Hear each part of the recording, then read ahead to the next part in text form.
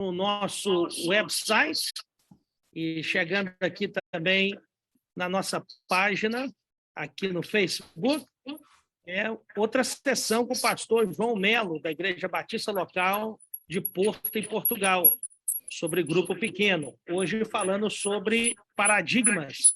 Seja bem-vindo, pastor João. Prazer ter o senhor aqui. Olá, pastor Lierte, muito bom estar de volta aqui. Olá, meus irmãos, meus amigos, que Deus abençoe a vida de cada um, viu? Bom, é bom estar de volta e vamos continuar, então, nessa pequena partilha, né, vamos assim dizer, de algumas dicas, de algumas coisas importantes a respeito dos pequenos grupos e de como nos tornamos também facilitadores desse processo, né? Então, assim, hoje eu quero falar um pouquinho, então, sobre paradigmas. Algumas coisas sobre paradigmas que têm a ver com a nossa vida, que têm a ver com a igreja, que têm a ver com o pequeno grupo em si do que a gente vai estar a falar, não é? Primeiro é a ideia, o que é um paradigma, né? Quando a gente fala assim, é bom, é mal.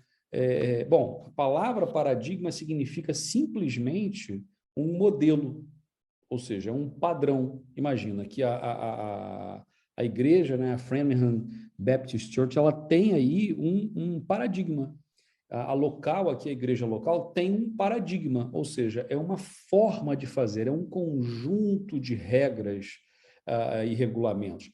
Às vezes são explícitos e às vezes implícitos, ou seja, tem coisas que estão escritas, tem coisas que são faladas, mas tem coisas, comportamentos, determinadas coisas que ninguém fala, mas que as pessoas percebem no ambiente e também aquilo se torna um padrão e um paradigma, por isso mesmo. Então, a nossa vida, por exemplo, é cheia de paradigmas. Nós temos paradigmas familiares, nós temos paradigmas na escola, na faculdade, na igreja, como eu falei, no trabalho, ou seja, paradigmas são importantes. Por quê? Sem um paradigma, a gente não tem muito bem uma base, a gente não sabe muito bem para onde o barco tá a ir, ou seja, nós não sabemos para onde o barco vai. Então, o paradigma é importante. Alguém já disse o seguinte, que toda vez que a gente quebra um paradigma, a gente cria um novo paradigma, imediatamente. Por quê? Porque a nossa vida precisa de uma referência. Então, há um livro já um pouco antigo, mas muito bom, que fala sobre quebrando paradigmas, não é? E essa ideia do quebrar paradigmas não é quebrar por quebrar, não é uma anarquia. Nós não queremos uma anarquia. Queremos que cada um faz o que quer, quando quer. Não é isso. O cristianismo não fala de anarquia, não é? A gente está a falar de paradigmas.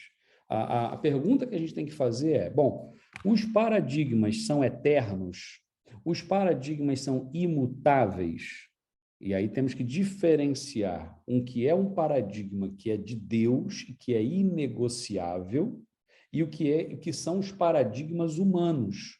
Por exemplo, a forma de fazer igreja, de ser igreja, muitas vezes tem mais a ver com paradigmas humanos, sociais e determinados e regionais, do que propriamente com a Bíblia. Imagina, se nós pegarmos um exemplo simples, a igreja aí em Framingham e a igreja aqui no Porto, são duas igrejas batistas, duas igrejas que creem na palavra de Deus como única regra de fé e prática, são duas igrejas que pregam o evangelho, que fazem missões, que louvam ao Senhor, que ensinam a palavra. Perfeito. Mas são duas igrejas diferentes porque estão em sociedades diferentes. Né? Para começar, vocês estão num contexto americano, ou seja, a língua que se fala é o inglês. Obviamente que muitos falam assim português e tudo mais, mas o inglês é a língua do país.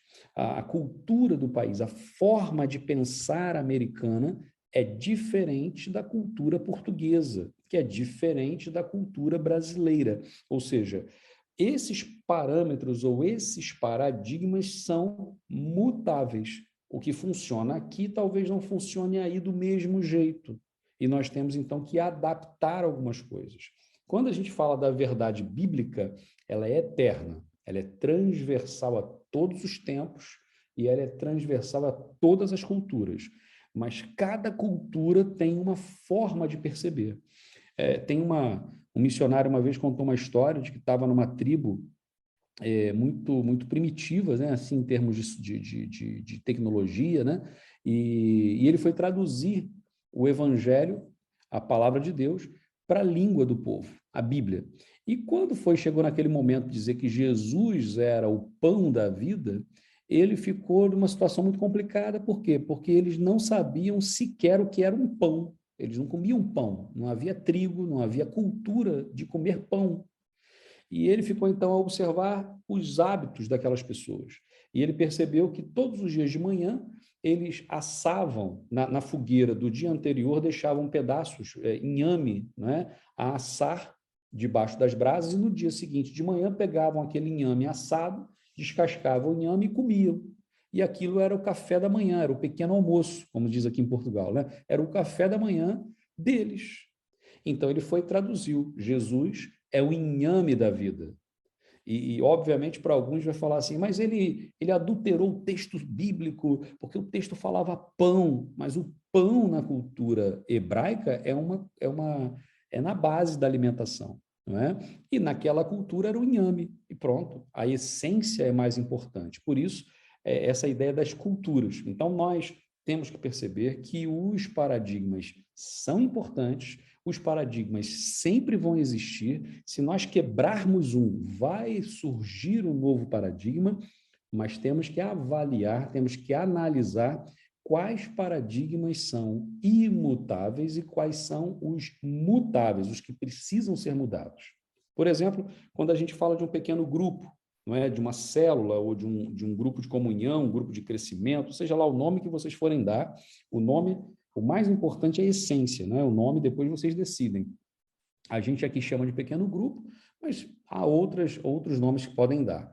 É entender o seguinte, que o pequeno grupo é muito maior do que uma reunião semanal. Porque tem gente que fala assim, vamos ao pequeno grupo. Hoje é dia de pequeno grupo. Esse paradigma precisa ser quebrado. Por quê? Porque o pequeno grupo, ele está todos os dias. Ele está conectado. Ele tem um encontro, pode ter até mais, mas um encontro semanal, mas é o encontro do pequeno grupo. O pequeno grupo em si é vida na vida. Então, imagina, se eu estou a discipular uma pessoa do meu pequeno grupo, eu vou ter não só aquele encontro de 1 hora e meia, mais ou menos, na semana com o grupo, com o meu pequeno grupo, mas eu vou também ter um tempo à parte com aquela pessoa que eu estou a discipular, ou seja, eu vou tomar um café com ela, vou chamar na minha casa para conversar, falar sobre a palavra de Deus, sobre doutrinas básicas, sobre mudança de vida. Discipular é vida na vida, não necessariamente no encontro, na hora do encontro. Não é? Uma pergunta que sempre fazem é: aonde o pequeno grupo deve se reunir? Onde ele deve reunir-se? E aí, uma coisa que eu tenho um pouco de resistência, e eu tenho visto que onde acontece isso acaba não dando muito certo, é quando as pessoas querem fazer o pequeno grupo, a reunião do pequeno grupo, na igreja, ou nas dependências do prédio da igreja. Gente, foge do propósito. Por quê? Porque se o pequeno grupo é para quebrar as barreiras, para que os meus amigos que não são crentes venham até a Cristo no relacionamento, conheçam a minha vida, a vida dos meus amigos, enfim, se é na igreja, eu já crio uma barreira. Então, o melhor lugar para se ter o pequeno grupo são nas casas. E a gente busca isso também até lá no Novo Testamento. A gente busca isso ao longo da história e hoje também. O movimento que a gente tem aqui em Portugal hoje, aqui na local, é nas casas. Então, nas casas é que acontecem as reuniões do pequeno grupo. Alguns lugares fazem os PGs fixos, ou seja, se é na casa do Lierte, se é na casa do João, sempre vai ser na casa do Lierte, sempre vai ser na casa do João. Eu, particularmente, tenho sempre estimulado que haja um rodízio, ou seja, se num pequeno grupo tem 3 famílias, cada semana na casa de uma família. Por quê? Porque, de repente, o meu vizinho, meu amigo, ele não vai da primeira vez na casa de uma pessoa desconhecida, mas ele vai na minha casa, é meu amigo. E aí, eu ir na minha casa, eu apresento a ele ao meu amigo Lierte. Pronto. Na semana que vem, vai ser na casa do Lierte. Aí o Lierte já conhece o meu vizinho e vai falar assim, olha, já conheço você, então semana que vem lá em casa, faço questão, todo gosto que você vá na minha casa. Pronto. Já criei um vínculo, já criei um laço. E há pessoas, vocês já ouviram aí, com certeza, o testemunho da Filipa, por exemplo. A Filipa caminhou conosco 2 anos na casa, na nossa casa. Toda semana ela vinha na nossa casa e nós falávamos da palavra, estudávamos juntos, estávamos juntos. Ela não ia na igreja, assim, na celebração, no culto. E depois de 2 anos é que ela entrega a vida a Cristo na casa dela, e aí ela tem um compromisso e começa, então, a servir na igreja. Só para a gente entender que o pequeno grupo, ele é uma ferramenta poderosa de evangelização, de discipulado, e ele tem que ser flexível aonde se reúne. Então, eu particularmente não gosto que o pequeno grupo se reúna na igreja, nas dependências da igreja. Numa situação excepcional, imagina que aconteceu uma coisa que nenhuma casa vai dar, ou que vai ser uma coisa extraordinariamente, até pode ser, mas a reunião do pequeno grupo precisa acontecer na casa, precisa acontecer em uma casa, tá bem? Então, essa é uma introdução geral aí da questão do pequeno grupo, dos paradigmas do pequeno grupo. Agora vamos para a página 2, daí da onde vocês estão acompanhando, onde a gente fala agora do que não é um pequeno grupo. Então, agora, vamos falar um pouquinho sobre o que não é, ok? Antes de falar o que não é um pequeno grupo. Então, a primeira coisa é, um pequeno grupo não é um grupo de oração, ok? Então, vamos lá. Tem gente que fica meio escandalizado logo com isso, né? Então não pode orar no pequeno grupo. Não tem nada a ver com isso. Apesar de sempre haver oração, ok? Não é um grupo de oração. Porque quando a gente fala assim, vamos fazer um grupo de oração, normalmente a nossa linguagem já é voltada para dentro. A gente engata o idioma que a gente fala é um idioma diferente, é um idioma chamado crentez ou evangelicalês. É aquela coisa de que quem é de fora da igreja não consegue perceber, não consegue entender o que a gente está a falar. Então, cuidado com a linguagem. Um grupo de oração tem uma linguagem muito específica voltada para dentro. E a gente quer quebrar isso, quer olhar para fora, quer falar coisas que as pessoas entendam, que as pessoas realmente percebam o que é.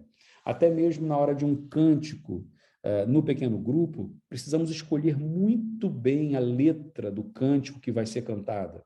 Não é? Imagina, vamos cantar aqui, eu convido meu vizinho na minha casa e vamos cantar um cântico aqui, incendeia, Senhor, a minha tua noiva. E é uma coisa que não comunica para ele.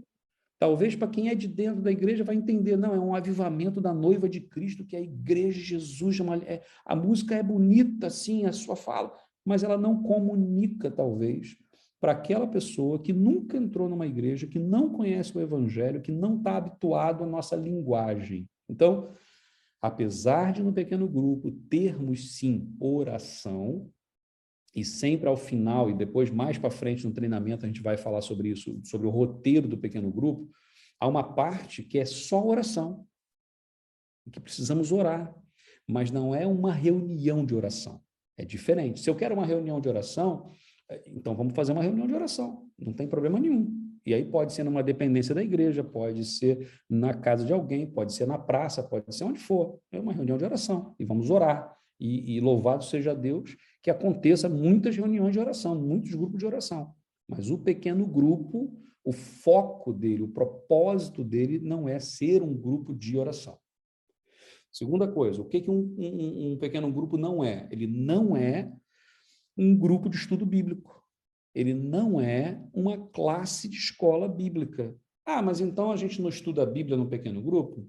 Sim e não. Sim, por quê? Sim, porque nós vamos sempre trazer os princípios da palavra de Deus, vamos ler talvez um versículo, um pequeno texto da palavra de Deus, mas não é um estudo bíblico. Se eu quiser fazer um grupo de estudo bíblico, amém. Então, procura aí o pastor Lierte, procura a área do ensino da igreja e vamos fazer uma classe temática, vamos estudar sobre o Apocalipse, vamos estudar sobre, sei lá, outro tema que seja interessante para esse momento. Mas no pequeno grupo, a nossa linguagem deve alcançar a todos. Então, a gente fala dos princípios bíblicos, mas não é um estudo bíblico. Cada coisa tem o seu propósito, o seu lugar, ok? Então, estudo bíblico, por exemplo, uma classe de escola bíblica não é celebração, não é o culto não é o PG não é o culto, o PG não é a classe, e cada uma, as coisas têm que estar bem definidas nisso. Então, não é um grupo de estudo bíblico. Eu friso muito esses dois primeiros aspectos, porque aqui mesmo nós tivemos experiência de pessoas, de imigrantes brasileiros que chegaram e que estiveram conosco na local e foram no PG. Então, teve um caso muito interessante de uma irmã que ela foi e depois ela falou, olha, desculpa, mas eu pensei que no pequeno grupo fosse para a gente orar mais, para a gente poder clamar ao Senhor para salvar a nação e não sei o quê. Então, se é para isso, eu não vou mais. Aí eu, ok, a irmã tem todo o direito de não ir mais. Por quê? Porque o paradigma dela de reunião era para orar o tempo todo, 1 hora de oração. Mas o pequeno grupo, a proposta dele é relacionamento, é partilha de vida, é aplicação daquilo que a gente ouviu no domingo passado lá na igreja, e a gente vai pegar aquela verdade e agora vamos aplicar na nossa vida de uma forma tão simples e tão capaz de ser executada que o nosso vizinho não crente ele vai falar assim, olha, eu também quero viver essa coisa aí. E aí, pronto, isso é evangelização. O pequeno grupo do estudo bíblico, a mesma coisa. Tivemos pessoas...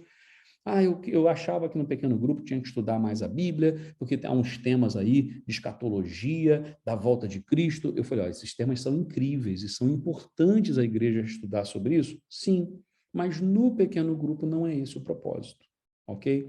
Outra coisa, terceiro, não é um grupo de discipulado. Mas como assim que você disse que o pequeno grupo faz discipulado? Vamos devagar. Apesar de haver discipulado, nós entendemos aí do Novo Testamento o quê? Que um discipulado não acontece numa sala de aula, não acontece numa sala com muita gente. Discipulado é um a um. Então, imagina, no pequeno grupo, eu tenho um momento ali onde nós vamos partilhar a nossa vida, vamos estar juntos e tudo mais, vamos falar das coisas que eu tenho mais dificuldade ou mais facilidade, vamos aplicar os princípios bíblicos, aquela coisa toda. E naquele momento eu percebo que uma pessoa não conseguiu acompanhar ou tem dificuldade naquela área. Pronto, eu posso depois chegar na pessoa e falar, olha, amanhã será que a gente pode tomar um café? Será que você pode ir lá em casa? Eu posso ir na tua casa? Ou a gente pode se encontrar em algum lugar? Eu queria conversar mais sobre esse assunto contigo, porque eu percebi isso. Isso é discipulado. Eu vou acompanhar aquela pessoa no passo a passo, mas é 1 a 1. Então, não é um grupo de discipulado, porque eu não acredito que haja uma classe de discipulado, ok? A gente, às vezes, dá um nome errado para as coisas. A classe pode ser de estudo bíblico, mas não pode ser de discipulado, porque discípulo é no dia a dia. Né? Outra coisa, não é um grupo de cura interior. Isso aqui é interessante por quê, gente? Porque quando a gente vai partilhando a nossa vida, é normal, imagina, que eu partilhe uma coisa tão profunda, quando eu já tenho confiança no grupo, eu já partilho uma coisa tão profunda que Deus vai fazer uma cura na minha vida. Isso é verdade, eu já vi acontecer. Mas, apesar desse momento, nós não estamos ali num grupo, por exemplo, como o AA, né? Não sei se existe aí, eu acho que existe também o AA, né? Os Alcoólicos Anônimos aí, ou outro grupo parecido. Então, não é para chegar ali e falar assim, olha, meu nome é João e eu já estou há tantos dias sem fazer isso, sem fazer aquilo. Não é essa a ideia, ok? A ideia é, imagina que uma pergunta de provocação, e a gente vai ver isso mais à frente também no treinamento, seja assim, alguém aqui, vamos supor que a gente ouviu falar sobre alegria no domingo. Falamos lá, alegria, o pastor está fazendo uma série de mensagens no fruto do Espírito, e uma mensagem foi sobre alegria. E aí, na semana, o roteiro está preparado para falarmos sobre alegria. E aí, Olha, houve algum momento na tua vida que vivias um momento de muita alegria, mas aconteceu algo e que interrompeu aquele tempo de alegria? Pronto. E, de repente, alguém vai falar, olha, aconteceu sim, estava muito bem na minha família, estava tudo bem, de repente veio uma enfermidade, veio uma doença, um câncer, uma coisa, e aquilo tirou a nossa alegria, nós ficamos assim, assado, a pessoa começa a partilhar a vida dela. Ao falar daquilo ali, como ela passou pelo processo, o outro que está a ouvir, Deus está a falar com eles também, pela partilha da vida de um. E o outro, de repente, vai falar, olha, pois é, eu também já passei por isso, assim, assim, eu estava no meu casamento, mas aconteceu um momento complicado, houve um adultério, e as pessoas vão começar a abrir. Pronto. Não é um grupo de cura interior, mas Deus opera cura quando a gente partilha as coisas na nossa vida. Então, só para a gente entender que o propósito não é esse. Se eu quero fazer um grupo de cura interior, ok, o pastor vai ver aí a maneira, como é que ele vai fazer, se ele vai chamar alguém, como é que não é, se ele acredita nisso, se não acredita, qual é a base bíblica, qual não é. Pronto, vamos entrar nesse mérito. A questão é que não é para isso, apesar de Deus abençoar e falar no coração de muita gente, ok? Outra coisa, o pequeno grupo não é mais um grupo de apoio, e a gente acabou já falando um pouco disso aí também, né? Não é só para a gente estar ali, a gente vai se apoiar? Vai. A gente vai ajudar um ao outro? Vai. Se um passar por uma necessidade, todo o grupo vai estar junto. Uma vez, teve um amigo meu pastor que falava sobre isso, né? Que foi fazer uma visita no hospital e uma pessoa do pequeno grupo dele tinha feito uma cirurgia e estava no quarto e, de repente, chega lá, na hora de se identificar, fala assim, então, qual tem grau de parentesco, o que é? Não, eu sou da igreja, somos lá no mesmo grupo, somos da mesma família espiritual, sou o pastor lá. Olha, contigo já são mais ou menos uns 10 que vieram aqui hoje. O que acontece? Todo mundo lá é pastor, todo mundo lá é... Não, é porque todos, em algum momento do dia, passaram por lá para dar um oi para aquela pessoa que tinha feito uma cirurgia, para orar com ela. Ninguém mandou, ninguém marcou na agenda, mas o coração bateu, foi lá. Então, foi dar um apoio, apoiar a família que estava em casa e tudo mais. Então, nós entendemos que o pequeno grupo, ele pode sim, ele é uma força grande de apoio, mas eu não posso entrar nele como se fosse uma muleta. Sem um pequeno grupo, a minha semana não tem sentido, né? Tem gente que fala, se não tiver, se eu não tomar a ceia, parece que não faltou alguma coisa, né? Espera aí, gente. Cada coisa no seu lugar. Jesus Cristo já preencheu o nosso coração, o nosso vazio. Então, aonde a gente está, a gente é propagador da glória de Deus, a gente leva a mensagem do Senhor e vamos apoiar um ao outro. Mas o pequeno grupo, o propósito não é ser mais um grupo de apoio, por exemplo. Outra coisa, o pequeno grupo não é um ponto de pregação. São coisas diferentes. Imagina, se a gente olha para uma região onde não há uma igreja e nós queremos plantar uma igreja lá, então a gente pode começar lá com um grupo, mas o foco daquele grupo é estabelecer ali um ponto de pregação, um conjunto para focar, para plantar uma igreja. Ok. Pode acontecer de que, a partir de um pequeno grupo, possa nascer uma igreja dali? Pode.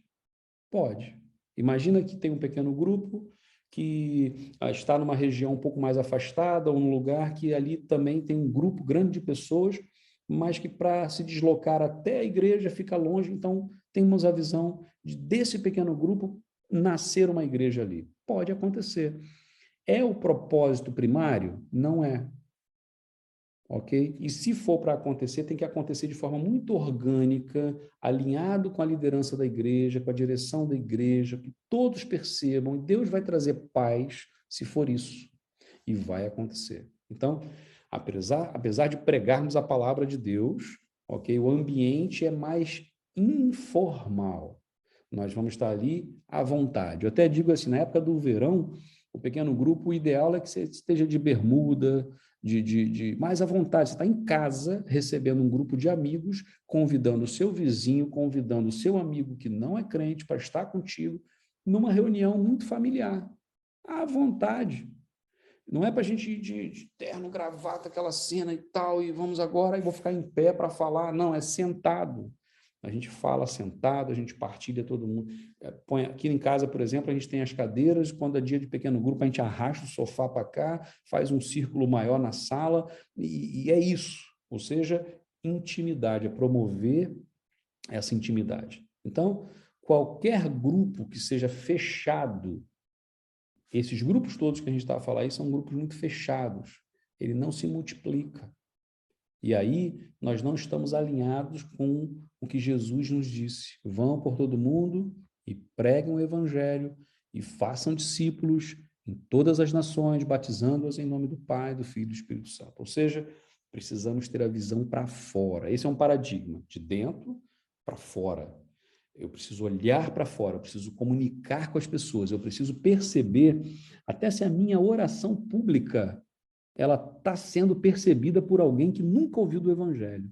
Vamos fazer esse exercício um dia. Quando você for orar, quando você for falar alguma coisa, ministrar uma aula, pensa numa pessoa que nunca ouviu nada do Evangelho, não sabe nada de Bíblia, não sabe nada de igreja, de regras litúrgicas, nada.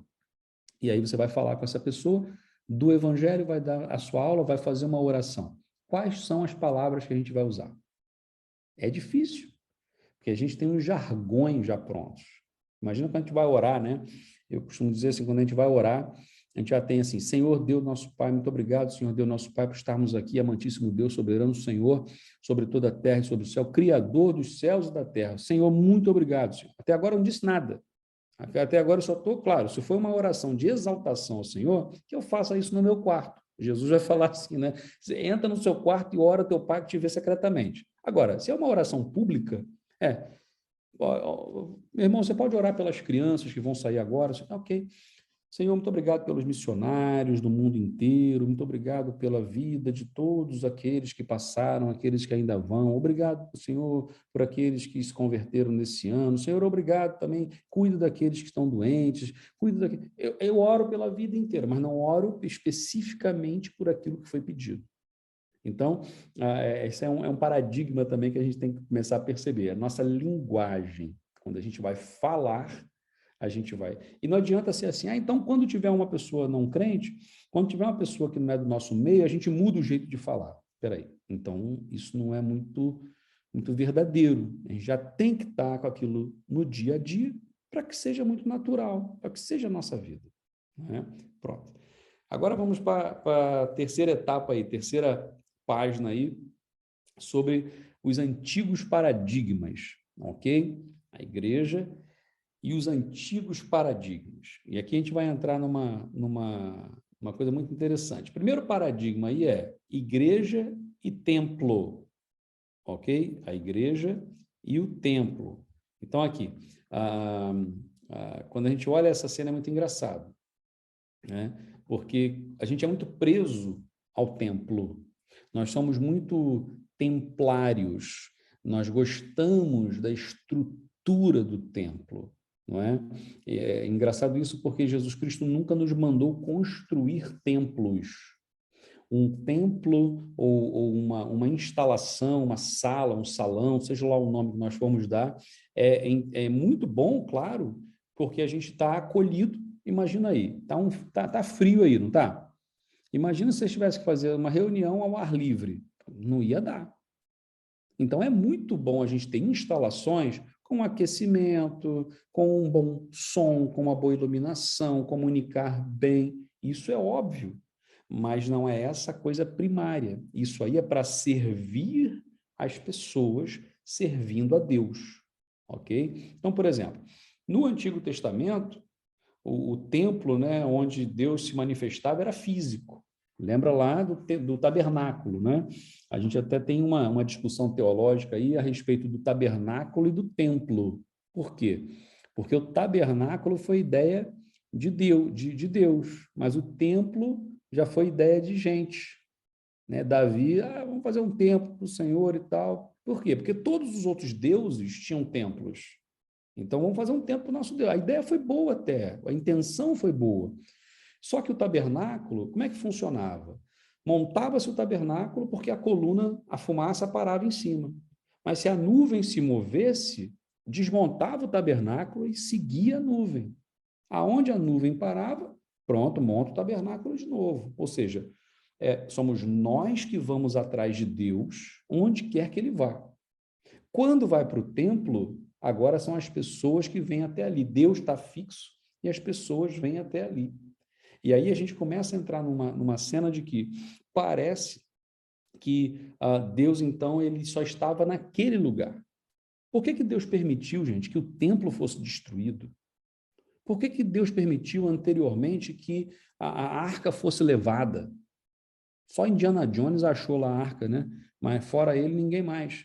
Mas assim, por que Deus permitiu que ela se perdesse na história, se era uma coisa tão importante? Porque as pessoas estavam a idolatrar a arca, as pessoas estavam a idolatrar o templo.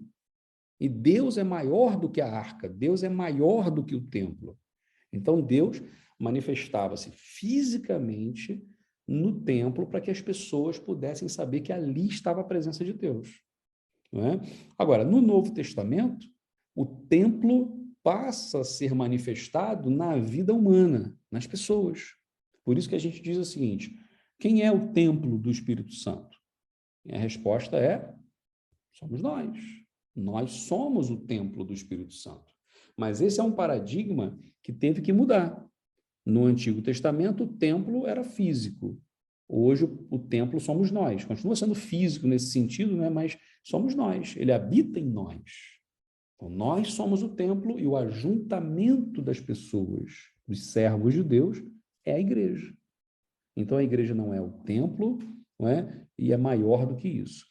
A outra questão, a igreja e o domingo. Isso aqui é interessantíssimo, né? Por quê? Porque o domingo não pode ser entendido, gente, como o único dia do Senhor. O dia do Senhor não é só o domingo. O domingo também é dia do Senhor? É.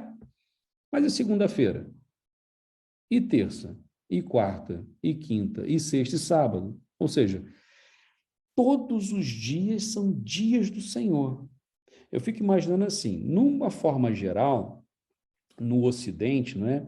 O domingo é um dia onde as pessoas trabalham menos. Muita gente trabalha aos domingos também, né? Serviços essenciais, muitas vezes os comércios e tal. Mas no domingo muita gente não trabalha, trabalha de segunda a sexta, segunda a sábado, e no domingo tem um tempo maior para descanso. É um dia de descanso mais comum. E por isso que a celebração, que o culto normalmente das igrejas é feito que dia? No domingo. Mas imagina que vem uma lei aí, baixa uma lei e diz assim: agora, a partir do ano que vem, nos Estados Unidos, o dia do descanso é a terça-feira. Vocês não vão mudar o dia do culto para terça, não? Vai mudar para terça. Então, quer dizer, o dia do Senhor era domingo, agora o dia do Senhor vai ser terça. Não, o dia do Senhor são todos os dias. Por acaso, domingo, ok, é esse dia onde nós temos maior concentração da reunião do povo de Deus em grande parte do mundo. Então, às vezes eu até oro assim, né, na oração que eu faço aos domingos, assim: Senhor, nesse dia onde a gente está reunido aqui e tem gente do Senhor reunida no mundo inteiro, é uma coisa linda, é lindo lembrar disso, pensar nisso, né? Quantas milhares de pessoas reunidas nesse dia. Mas e na terça-feira, e na quarta, e na quinta? Onde é que está essa gente toda? Então, a igreja e o domingo, na verdade, a igreja e todos os dias. Então, temos que quebrar esse paradigma do domingo, porque senão existe uma música antiga, né, que falava que do domingueiro, né? Você lembra dessa música, uma música antiga, né, que fala que domingueiro nunca queira ser. No domingo ele é santarrão, mas na segunda, terça, quarta, quinta, sexta, sábado, ele não é santo, não. Então, assim, nós devemos ser santos todos os dias. Devemos exercer o nosso dom espiritual, vivermos a vida cristã todos os dias e não só no domingo. Pronto, outro paradigma importante, antigo também, é a igreja e o sacerdócio universal de todos os crentes. Aqui está uma coisa muito interessante. Por quê? No Antigo Testamento, gente, a estrutura religiosa ela estava muito baseada nessa questão do sumo sacerdote, dos sacerdotes, dos levitas.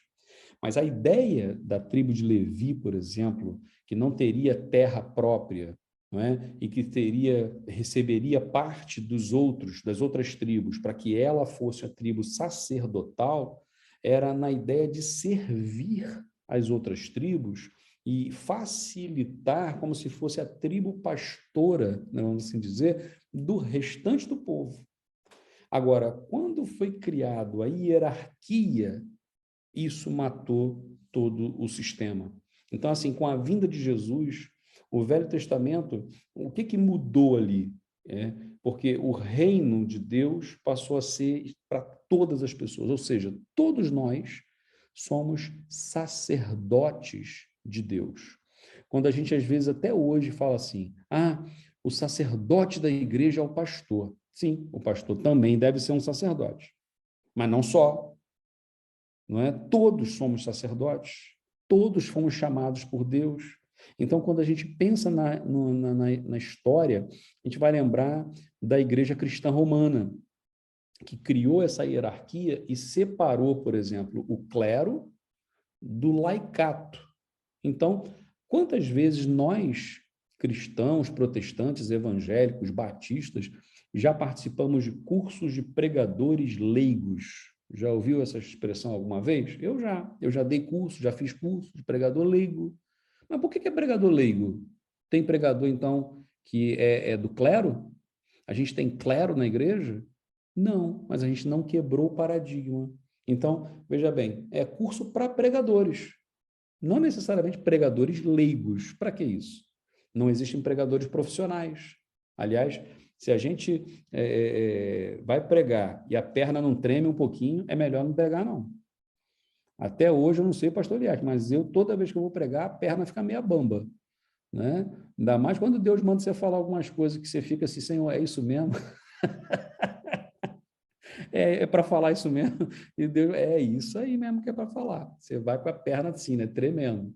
Tem uma história, o pastor que já faleceu, inclusive, lá no Brasil, muito querido, ele falava assim que uma vez tinha um seminarista e ele deu a oportunidade para o seminarista pregar na igreja. E normalmente, quando está no seminário, a gente acha que sabe tudo, né? É muito engraçado. A gente acha que sabe tudo. Então, aquele seminarista preparou aquele sermão, rapaz, aquela homilia perfeitamente ali, equilibrada, tudo direitinho, né? Com aquela frase de transição, com a estrutura de ilustração, de aplicação, de tudo perfeito. E ele subiu para pregar, com aquela pompa toda, pregou o evangelho, falou, tal, não sei o quê. No final, reação zero. Ninguém foi impactado. Não houve uma decisão por Cristo, não houve uma consagração, não houve nada. E ele, então, muito cabisbaixo, desce, cabisbaixo do púlpito e senta, meio triste. E depois todos vão embora, ele vai e pergunta para o pastor, mas o que aconteceu? Eu preparei tudo, eu orei, eu fiz tudo direitinho, o que aconteceu? E ele falou, meu filho, é o seguinte, se você tivesse subido no púlpito como desceu, você teria descido como subiu. Às vezes nós queremos fazer as coisas do nosso jeito, a gente acha que não, mas nós somos sacerdotes do Senhor. Todos nós, não só o pastor, não só os líderes, mas todos somos sacerdotes. E o outro paradigma antigo, que é a igreja e a celebração. Então, assim, as celebrações elas não podem estar limitadas a reuniões que estão conjuntas. Ou seja, só acontece a celebração quando está na igreja com todo. Não, a celebração acontece todos os dias. O culto é a vida, nós vivemos todos os dias a celebrar o Senhor, a cultuar o nosso Deus. Quando a gente se ajunta, é o grande ajuntamento, né? Eu gosto muito, tem uma canção, né, que fala do ajuntamento, né? É o teu povo, né, que se reúne nesse lugar. É o teu povo. E se reúne, se ajunta, e aquele louvor é maravilhoso, nós ouvimos a palavra que dá aquele desafio para a nossa vida. Mas e na segunda, terça, quarta, quinta, sexta e sábado, a gente não presta culto a Deus? A gente está com a visão do Velho Testamento, a gente está com a visão romana antiga, ou a gente entende que todos os dias são dias do Senhor, todos os dias é dia de culto, todos os dias é dia de celebrar ao nosso Deus. Pronto, esses são os velhos paradigmas. Agora vamos para os novos, fazendo agora a proposta, né, da troca desse paradigma, de quebrarmos paradigmas que não são fáceis. Porque, primeira coisa, nós temos que entender que precisamos quebrar o paradigma. Segunda coisa é como quebrar o paradigma e o que nós vamos pôr no lugar dele. Então, agora vamos para os novos paradigmas, página 4 agora, os novos paradigmas. Um deles, a celebração não é o único momento onde nós pregamos o evangelho, e ele não é suficiente para poder sustentar e abençoar todas as ovelhas.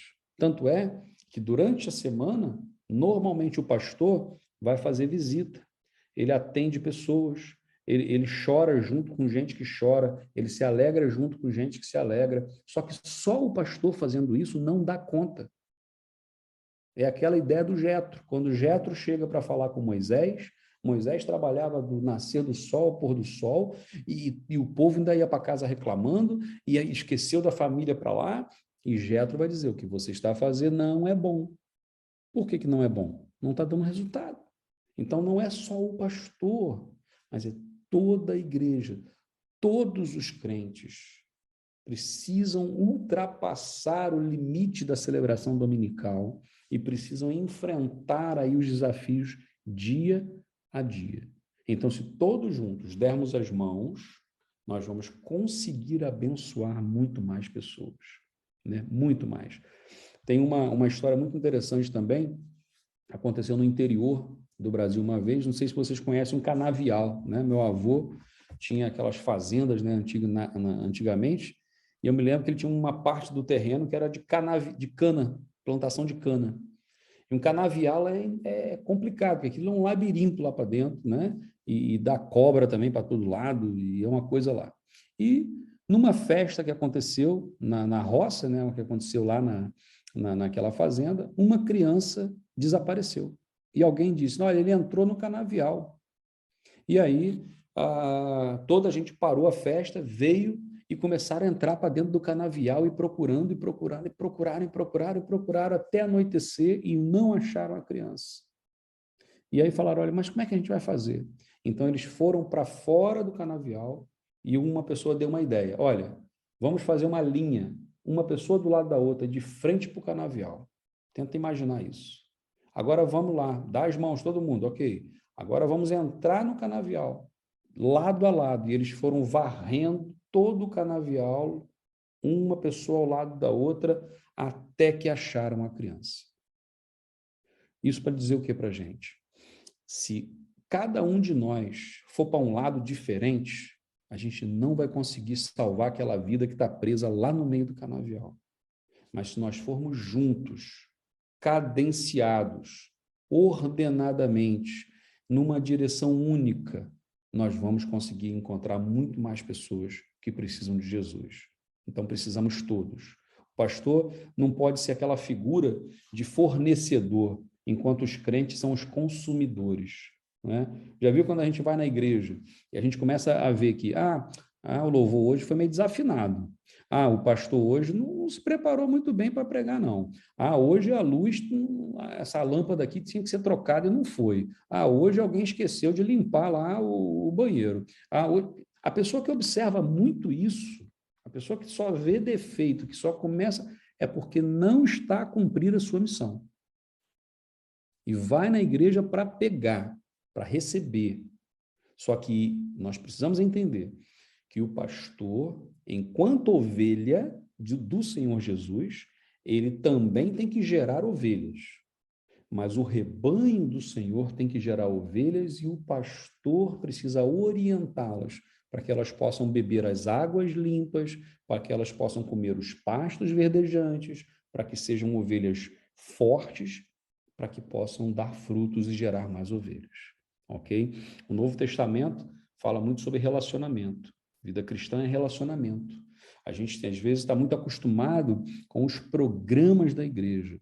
E aí o pastor Paulo Mazzoni fala muito sobre isso, né? De mudar a ideia de nós sermos uma igreja baseada em programas, em eventos, né? Em calendários. Quantas vezes, gente, eu já vi calendário de igreja que demorou um sábado inteiro, os irmãos brigavam igual um doido lá para arranjar uma data, e quando tinha a mesma data que 3 ministérios queriam, quase que dava... Aquilo era complicado. Então, assim, em vez de a gente estar preocupado com calendários e eventos, vamos investir na qualidade de vida de cada membro, como um discípulo de Jesus, como um sacerdote do Senhor, como um discipulador e um discípulo de Jesus. E aí, o pequeno grupo vai cumprir a função dele. Além da evangelização, vamos facilitar o discipulado, vamos viver um pastoreio mútuo, ou seja, eu cuido de alguém e alguém vai cuidar de mim, e vamos viver a comunhão plena e vamos desenvolver os nossos dons espirituais. Então, quando a gente fala de paradigma, de quebra de paradigma, é por aí. Precisamos quebrar paradigmas antigos, que às vezes estão lá no nosso coração, a nossa história passou por aquilo ali. Então, vamos rever isso. Lê o Novo Testamento de novo, pesquisa mais um pouquinho, vamos conversar abertamente sobre alguns pontos, e aí vamos vencer, vamos para frente. Sozinhos não conseguimos, mas a gente consegue se formos juntos e avançarmos juntos. Então, creio que a gente pode parar nesse momento por aqui, e no próximo encontro a gente vai falar aí mais à frente sobre a razão, ou seja, qual é a razão então da gente ter pequeno grupo. Até agora, então, a gente deu aquela introdução grande na semana passada sobre o pequeno grupo, a base bíblica e tudo mais. Hoje a gente fala sobre paradigmas, isso tudo ainda está sendo a base para que a gente possa falar mais detalhadamente sobre o que é e como podemos fazer o pequeno grupo no nosso dia a dia e que seja bênção aí para a vida também dos irmãos da igreja. Um grande abraço, meus irmãos.